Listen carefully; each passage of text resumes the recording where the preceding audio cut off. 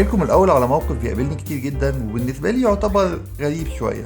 كتير جدا لما حد بيجي يسالني على ايربادز كويسه، فاول حاجه بساله عليها البادجت، عايز حاجه في حدود سعر كام. وغالبا مجرد ما بيقول لي من 1500 ل 2000 جنيه برشح له وان بلس ايربادز على طول. وغالبا اول سؤال بقابله هو ايه وان بلس دول؟ مين وان بلس؟ وتبقى فعلا بالنسبه لهم دي اول مره يسمعوا اسم وان بلس. والاغرب كمان بالنسبه لي هو انهم ممكن يكونوا سمعوا عن انكور، ساوند كور، جوي روم، ريلمي، سكال كاندي، لكن ما سمعوش عن وان بلس. فلما برشح لهم السماعه دي كافضل سماعه في الفئه السعريه بتاعتها بتكون حاجه غريبه جدا بالنسبه لهم، لان الفئه السعريه دي مليانه سماعات كتير جدا. ولازال فعلا في رايي وان بلس من اقوى المنافسين في الفئه السعريه دي. مين هي وان بلس؟ وان بلس هي واحده من اقوى شركات الموبايل في العالم، وتعتبر جزء من مجموعه شركات اوبو وريلمي وفيفو، لكن هي شركه متخصصه في فئه معينه من الموبايلات، بتتحط كده دايما في المواجهه راسا لراس مع هواوي وسامسونج وابل. وكمان هما من الشركات اللي ليهم ثيم واضح مميز خاص بيهم، بيهتموا جدا بكل التفاصيل وخصوصا في التصميم وفي السوفت وير، ودي من اكتر الحاجات برضو اللي بتخليهم يدخلوا في مقارنات كتير جدا مع جوجل بيكسل. وطبعا زيهم زي اي شركه موبايلات بداوا من زمان ان هم يدخلوا مجال الايربادز والساعات الذكيه، وبرضه ناجحين جدا في المجال ده. وده السبب في ان انا النهارده بكلمكم على وان بلس بادز. بالمناسبه كل الكلام ده مش سبونسرد باي شكل من الشركه، وان بلس ما يعرفوش اصلا ان انا موجود على الخريطه، لكن انا فعلا ده رايي الشخصي وتقييمي الشخصي لاجهزتهم. فمن غير ما اطول عليكم اكتر من كده، تعالوا النهارده نشوف ايه مزايا وعيوب وان بلس بادز، وايه هي امكانياتها بالظبط، وليه فعلا برشحها بقلب جامد لاي حد بيدور على ايربادز في الفئه السعريه دي. معاكم اسلام وحلقه جديده من سيلوبيديا، يلا بينا نبدا.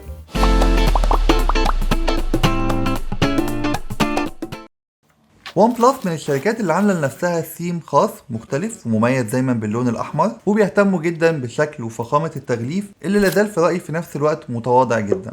وهي دي السماعه، تغليف بسيط جدا، وتحتها في العلبه الحمراء دي جواها كيبل الشحن وشويه كتالوجات. وطبعا كيبل الشحن برضو مميز باللون الاحمر بنفس شكل الكيبلز اللي بتيجي في كل اجهزتهم. جميل، نركن كل الكلام ده على جنب ونيجي بقى للسماعه نفسها. السماعه دي بتيجي بثلاث الوان، الابيض والجراي، وفي لون تالت كده خاص بالنورد، لبني على اصفر كده، لون فانكي جدا ملناش دعوه بيه. المهم ان احنا النهارده معانا اللون الجراي، والعلبه من بره مات تماما ما بتلمعش، وملمسها في رايي كويس جدا. هنلاقي من قدام ليد انديكيتور بينور بكذا لون، وهنلاقي من الظهر الزرار الخاص بالبيرنج، ومحفور تحته ديزاين باي وان بلس. وكواليتي التصميم للعلبة في رأيي ممتازة جدا. الهنج كويس جدا، الغطا ما بيقفلش لوحده ابدا، وقفلته كويسة جدا، ولما بيتقفل بيفضل مقفول كويس ومش هيتفتح لوحده ابدا. حجم العلبة كمان يعتبر متوسط، اكبر شوية بفرق بسيط من الايربودز، وكمان وزنها ما يعتبرش اتقل كتير من الايربودز. وطبعا مدخل الشحن هو تايب سي. السماعة بتركب ماجنتيك في مكانها جوه العلبة كويس جدا، وواخدة نفس درجة لون العلبة، لكن لونها بيلمع مش مط زي العلبة، شوية شبه الايربودز لكن حجمها اكبر شوية. وطبعا زي ما هو واضح السماعتين مفيش فيهم السيليكون تاب اللي بتتحشر جوه ودنك، وده بيخليك قادر تسمع كل اللي حواليك وانت حاطط السماعة في ودنك من غير ما تكون معزول عن العالم الخارجي، ومن غير ما تحتاج لحاجة زي الامبيانت مود. هنلاقي كمان التاتش متحدد بجزء مدور كده، وفيه رينج صغيرة كده باللون الاحمر بتدي شكل مميز ومختلف خاص بوان بلس لوحدها. ولازم لما نلبسها يبقى ده لقدام كده، وتختلف عن الايربودز ان لما بلبسها مش بتكون كل السماعه موجوده جوه ودني. الايربودز بتكون سايبه سبيس شويه حواليها، اما وان بلس فتعتبر قافله ودني اكتر شويه، لازلت سامع كل حاجه حواليا بوضوح، لكن في الايربودز الاصوات اللي حواليا بتكون اوضح بفرق بسيط. بالنسبه لمواصفات وان بلس بادز، فهنلاقي مبدئيا انها بتيجي ببطاريه بتقعد لغايه 30 ساعه، والسماعه الواحده ممكن تشتغل متواصل في الميوزك لمده 7 ساعات، وفي المكالمات لمده 4 ساعات، وبتوصل بعد كده ل 30 ساعه مع اعاده الشحن من العلبه.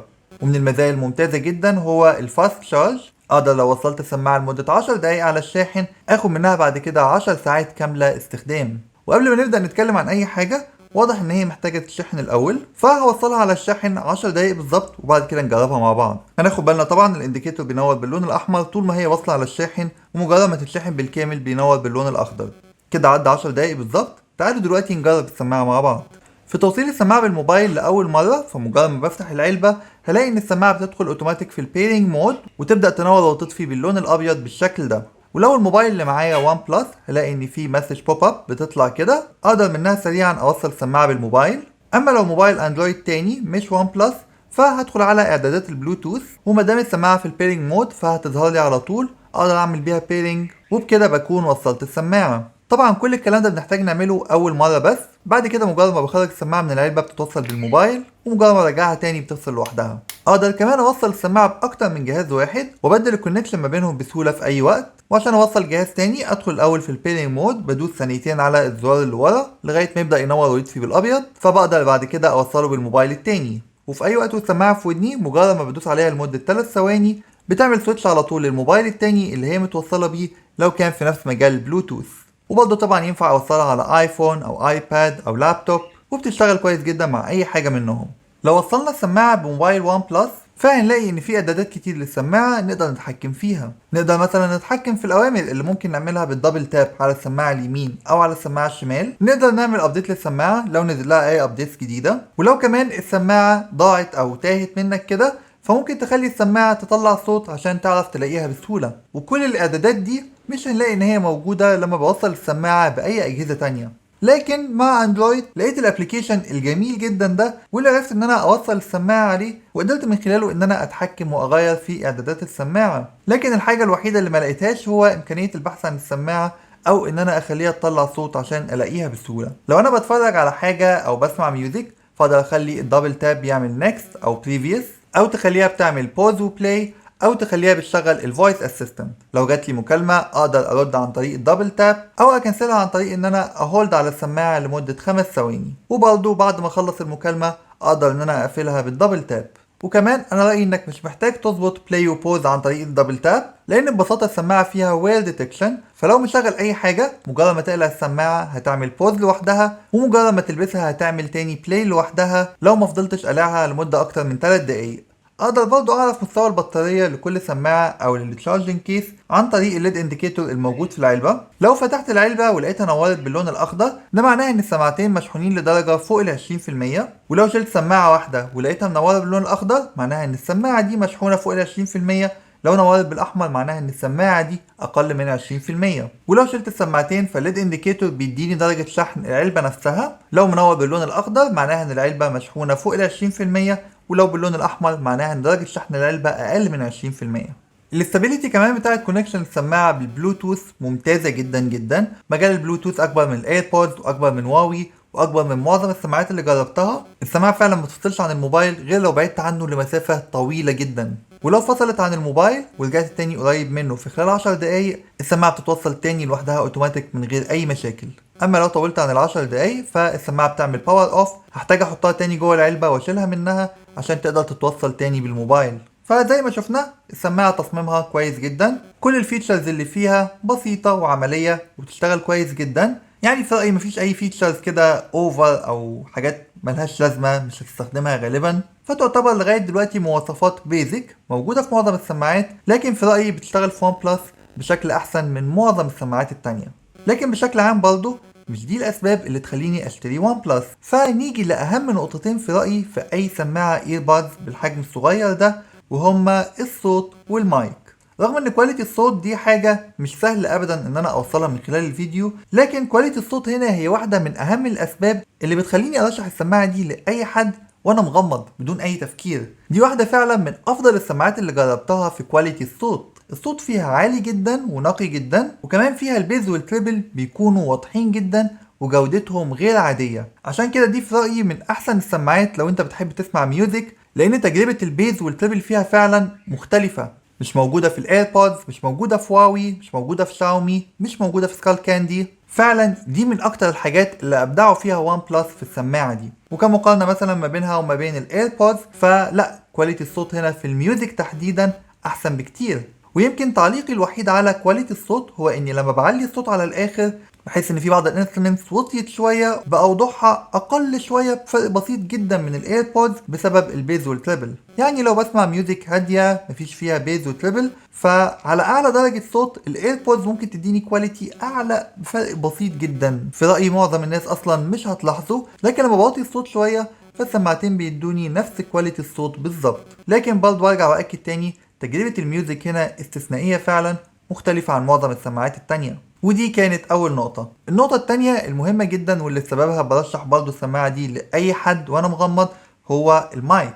الميكروفون هو من اصعب التحديات في اي سماعة ايرباس صغيرة بتتحط جوه ودنك، لان عادة بيكون مكانه بعيد جدا جدا عن مصدر الصوت، وده بيخلي السماعات دي في المكالمات مش احسن حاجة، لان المايك بيكون عرضة لكل الدوشة اللي حواليك، واي نسمة هواء معدية ممكن تخلي الصوت مش واضح وتخلي اللي قدامك مش عارف يسمعك. وعشان كده الشركات بتلجأ لتكنولوجيز كتيرة جدا جدا عشان توضح صوت الميكروفون في المكالمات. وهنا هنلاقي ان وان بلس بادز بتيجي بحاجة اسمها Environmental Noise Cancellation، بتكون معتمدة على 3 مايكروفونز موجودين في كل سماعة، هدفهم الاساسي ان هم يدولك تجربة مكالمات واضحة جدا مهما كان حجم وشكل الدوشة الموجودة حواليك. ورغم ان معظم الشركات بتحاول تستخدم نفس التكنولوجيز دي، لكن للاسف معظم السماعات مش ناجحة جدا في الموضوع ده، وكتير من السماعات اللي جربناها مع بعض كان فيها مشاكل في المايك فعلا. اما وان بلس بادز ففي رأيي من انجح الشركات اللي قدرت فعلا ان هي تعمل environmental noise cancelling محترم جدا جدا. جربتها في ظروف دوشة كتيرة جدا بسماعة واحدة وبسماعتين، وكانت دايما بتديني نتائج هايلة جدا جدا في الميكروفون. هخليكم دلوقتي تسمعوا وتحكموا بنفسكم، بس الاول برضه حابب اوضح نقطة مهمة جدا، وهو ان اي سماعة بلوتوث متوصلة بالموبايل الميكروفون بتاعها غالبا مش بيشتغل غير في المكالمات فقط. يعني لو موصل السماعة بالموبايل واسجل فيديو مثلا، فالصوت بتاع الفيديو بيجي من ميكروفون الموبايل نفسه مش من ميكروفون السماعة. سواء فويس نوت على واتساب او ماسنجر، فبرضه الفويس نوت بتكون متسجلة من ميكروفون الموبايل نفسه. وناس كتير احيانا بتحكم غلط على ميكروفون سماعات البلوتوث، اعتقادا منها ان الفيديو اللي صورته او الفويس نوت دي متسجلة عن طريق المايك ده. وبرضه ممكن اسجل منه باستخدام ابلكيشن ثانية مخصصة للتسجيل من ميكروفون سماعة البلوتوث. وتعالوا دلوقتي نسمع. دلوقتي التسجيل ده اللي انتوا بتسمعوه انا لابس فيه السماعة، لكن هو مش من مايك السماعة، ده من مايك الموبايل نفسه. لو انا قربت من الموبايل هنلاقي الصوت بيعلى، ولو بعدت عنه هنلاقي الصوت بيوطى. اسمعكم الاول صوت الدوشة بتاعت الشارع. ده كده صوت الدوشة اللي حواليا بتاعت الشارع. كل ده انا لسه بسجل بالميكروفون بتاع الموبايل نفسه. وده كده انا بسجله من مايك السماعة نفسها، نلاقي الصوت ده طالع في السماعة، وحواليا لسه نفس الدوشة، نفس كل حاجة. في احيانا نقل واتوبيسات بتعدي، وانا اعتقد ان لازال صوتي هيبقى واضح جدا من مايك السماعات. ولو بعمل مكالمة فاللي حواليا هيكون سامعني بوضوح، وممكن ما ياخدش باله اصلا ان انا بتكلم من سماعة بلوتوث. ده صوت الدوشة تاني للتذكرة، ده كده كلاكسات. تعالوا بقى دلوقتي نجرب نتيجة التسجيل بالسماعتين مع بعض. وده كده الصوت بالسماعتين مع بعض من مايكروفون السماعتين، لسه نفس الدوشة، لسه نفس كل حاجة. ما اعتقدش ان في اي فرق في الصوت ما بين ان انا استخدم سماعة واحدة او سماعتين. المايك في الحالتين ممتاز جدا جدا، كل الدوشة اللي حواليا فعلا مش ظاهرة. طيب كده انا بصور لسه بالمايك بتاع الموبايل نفسه، مش بالمايك بتاع السماعات. السماعات مش هي اللي بتسجل حاليا، وحواليا في دوشة وكلاكسات طويلة. ما علينا. وده كده حاليا انا بسجل من المايك بتاع السماعات نفسها، السماعتين مع بعض لسه في نفس الظروف، نفس الدوشة. في شوية هواء مش كتير، بس في دوشة كتير حواليا، واعتقد لازال صوتي هيبقى برضه واضح جدا. وبس كده، دي تقريبا كل امكانيات ومزايا وعيوب سماعة وان بلس بادز. ولو عندكم اي اسئله بخصوص السماعه دي اسالوني في الكومنتس وهجاوب عليها كلها باذن الله. وكالعاده لو عجبتكم الحلقه ما تنسوش اللايك والشير وسبسكرايب في القناه عشان توصل لكم كل الفيديوهات الجديده، واشوفكم في فيديو جديد. سلام.